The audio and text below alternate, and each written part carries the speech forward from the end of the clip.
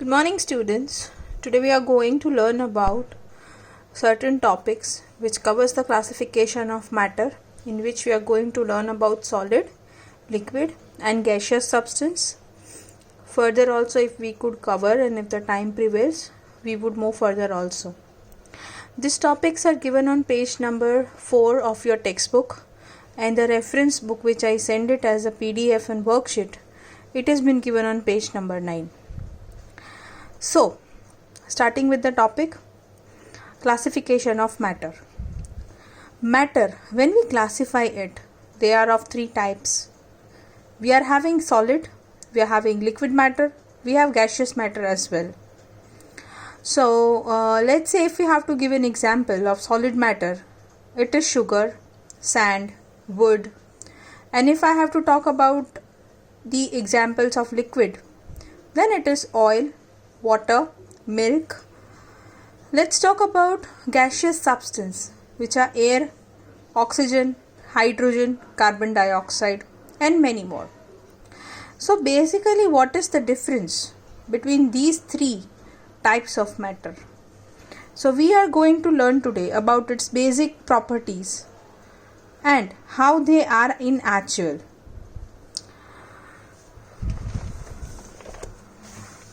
So yes, this is page number 9. We are starting from here.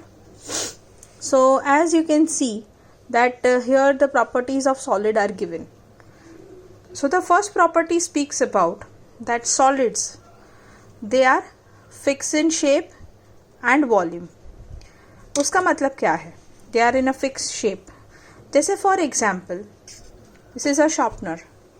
तो इसका एक fixed shape है. अब it cannot get convert into another shape. ये solid form में एक shape बन गया. This is a small ball. तो this is also having a definite shape. अब इसका कुछ नहीं हो सकता. ठीक है, तो इनका एक definite shape होता है और definite volume होता है. This cannot be compressed much. आप एक काम कीजिए, अपने हाथ में शार्पनर लीजिए और इसको प्रेस कीजिए. ये प्रेस होता है, अपना शेप चेंज करता है क्या? मैं I am trying to press it. It is not changing its shape. This is the ball. छोटी हुई क्या इससे?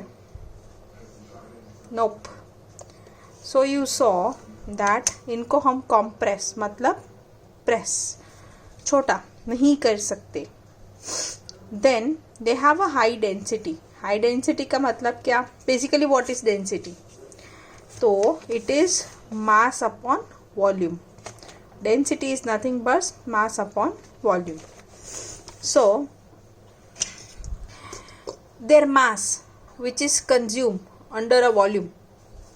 तो हमें पता है, जैसे हम कभी भी अपना स्कूल बैग भरते हैं, राइट? तो हमारी बुक्स जो है वो सॉलिड है. तो आपने एक बार इन बुक्स को बैग में भर दिया, फिर क्या आप कोई और चीज़ भर सकते हो अपनी बैग में? बैग में मतलब जहाँ पे बुक्स है वहाँ पे it would be difficult for you. आपको एडजस्ट करके सब रखना पड़ेगा. क्यों? क्योंकि इनका डेंसिटी ज़्यादा है, मास इज मोर, और वो वॉल्यूम जो होता है, जो जितना जगह मिलता है उसको कवर कर लेता है. Now we have the fourth property that they do not fill their container. Obvious है, कोई भी सॉलिड कंपोनेंट है वो अपने कंटेनर को फुल भर नहीं सकता है. Then solids do not flow. आप एक काम कीजिए, एक ग्लास में बहुत सारे रबर या पेंसिल ले लीजिए और फिर पानी की तरह उसे फ्लो करिए. क्या वो फ्लो करता है? नहीं करेगा. रादर वो पेंसिल और रबर बाहर आ जाएंगे, विच इज़ नॉट फ्लो. ठीक है. So these are the 5 properties of solid. Moving ahead, here we see properties of liquid.